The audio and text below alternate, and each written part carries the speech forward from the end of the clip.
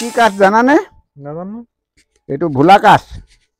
আচ্ছা। ভোলা গছৰ কেনেকুৱা হয় ইয়াক মানে পৰীক্ষামূলক হিচাপে ব্যৱহাৰ কৰি চাইছো। আচ্ছা, আগতে এনেকুৱা ব্যৱহাৰ কৰা নাই চাগে? নাই নাই, এইটো ব্যৱহাৰ কৰা নাই। ভোলা কাঠৰ নহয়, কঁঠাল, গমাৰি আৰু চামৰহে বনাইছো। কিন্তু এইবাৰ ভোলা কাঠৰনো কেনেকুৱা হয় এইটো চাবলৈ বিচাৰিছো। এইটো বৰ মূল্যৱান গছ জানাই। অসমৰ হাবিত খুব কমটি পৰিমাণেহে পোৱা যায় এই কাঠটো। ইয়াৰ ফাৰ্নিচাৰ বৰ সুন্দৰ হয়। আৰু বাকী এইকেইটা ছাৰ? এটা গমাৰি আৰু এটা কঁঠাল। কঁঠাল কোনটো? কঁঠাল এই প্ৰথমৰটো। হয় হয়, এইটো কঁঠাল আৰু এইটো গমাৰি। গমাৰি। কঁঠালতো বৰ ধুনীয়া হালধীয়া ৰং এটা হয় ন? হয় হয়। এই লাষ্টলৈকে হালধীয়া থাকেই নেকি? লাষ্টলৈকে হালধীয়া থাকে।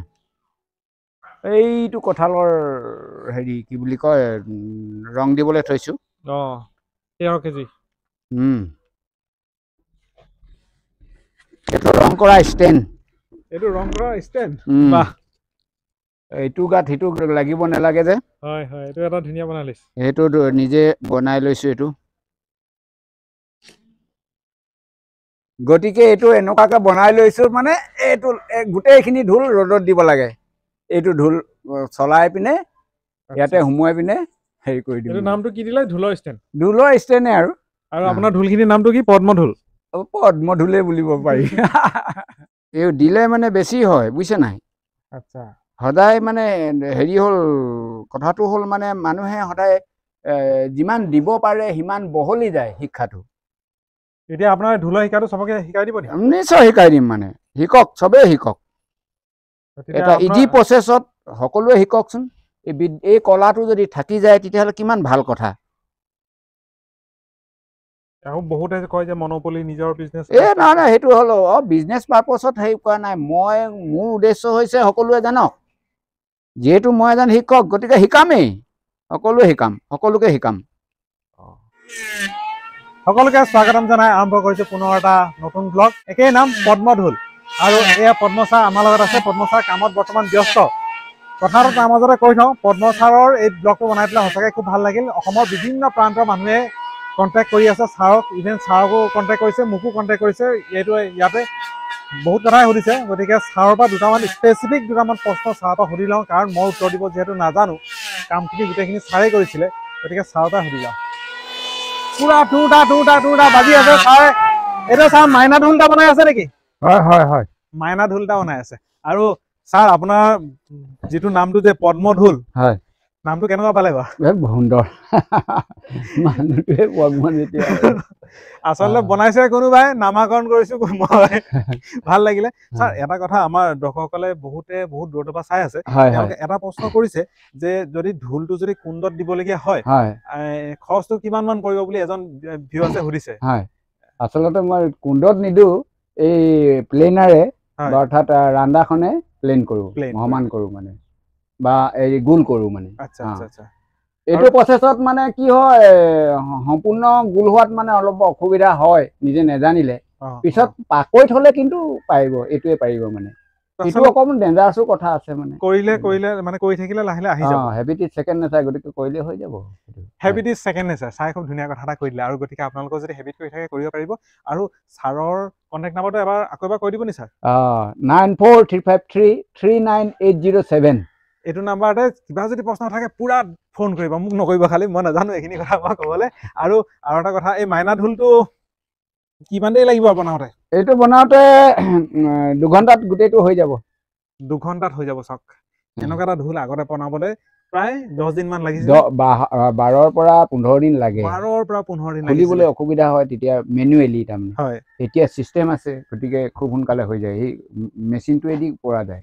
আৰু আৰু এটা কথা মই আপোনালোকক জনাই থওঁ, মানুহে এনেকুৱা কামবোৰ যেতিয়া কৰে তেতিয়া মানুহজনে কি কৰে, মনোপলি বিজনেছ এটা আৰম্ভ কৰে, যে লুকুৱাই থয় বস্তুটো, বেলেগক জনাব নিবিচাৰে কেনেকুৱা কি কৰে। কিন্তু ছাৰ এই ক্ষেত্ৰত সম্পূৰ্ণ ব্যতিক্ৰম। ছাৰে গোটেইখিনি মোক কৰিবলৈ ভিডিঅ' বনাবলৈ দিলে, প্ৰথম তাৰ কাৰণে ছাৰ ধন্যবাদ। আৰু ছাৰ আপুনি এই বস্তুখিনি যে মোক কৰিবলৈ দিলে, ভিডিঅ'খিনি বনাবলৈ যে দিলে, দেখাই দিলে গোটেই বস্তুখিনি, মানে আপুনি নাভাবিলে নিজে এনেকুৱা বস্তুখিনি বেলেগো শিকি ল'ব বুলি? আচলতে মই এজন প্ৰকৃততে শিক্ষকহে, হয় হয় হয়, তাৰ পিছতহে কিবা কিবি কৰিছো, সেইটো বেলেগ কথা। কিন্তু জ্ঞানটো সদায় দিলে বাঢ়ে, গতিকে মই দিছো, গতিকে বাঢ়ি বাঢ়ি গৈ থাকিব। একা বেকা ৰাস্তা ন ছাৰ? এটা বেকাৰ ৰাস্তা, অইল ইণ্ডিয়া খাদলৈ যোৱা ৰাস্তা। অইলৰ খাদলৈ যায়। আচ্ছা ৰাস্তা পদূলি বোলে অসমত বোলে কেঁচা ৰাস্তা নাই, সেইবোৰে চোৱা, সেইবোৰে প্ৰমাণ। সেইবোৰে প্ৰমাণ।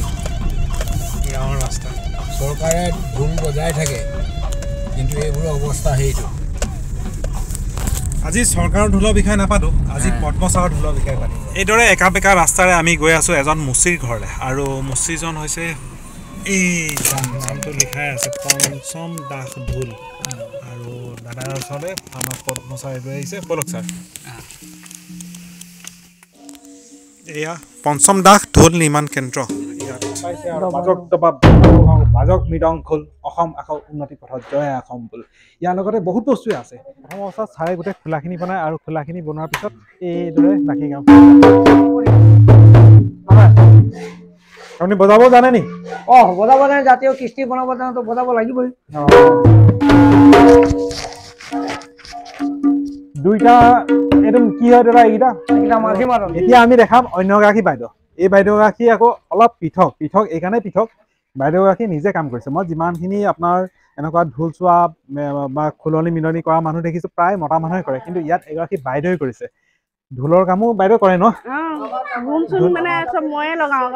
বাইদেউৰ নামটো প্ৰথমে সুধিম আৰু। বাইদেউ আপোনাৰ নামটো কওক। ফুলমণি দাস। আৰু এই জেগাটো 2 নং বৰপথাৰ। অসমৰ ৰাইজে বিভিন্ন সময়ত পুৰুষক দেখিছে এই ক্ষেত্ৰখনত, কিন্তু আজি এগৰাকী মহিলাক দেখাইছো। বাইদেউ কিমান বছৰৰ পৰা কৰি আছে? মই 12 বছৰ পৰাই কৰিছোগে। বাইদেউ কি কৰি আছে? এইটো ঘূনে লগাইছেগে, জাপ বুলি কয় আকৌ আমাৰ ভাষাত। ইয়াত জুই চুই জ্বলাই পেলাই কি কৰিছে? এইটো শুকাইছো আকৌ, হেক লৈছো আকৌ। এইটো হেক লৈ ৰ'দ নাই যে, হয় হয়, ৰ'দ নাথাকিলে মানে আমি জুইত দিম আকৌ। জুইত দি পেলাই কৰে ন? আজি ৰ'দ থাকিলে মানে তেতিয়া ৰ'দতে কাম চলি যায়।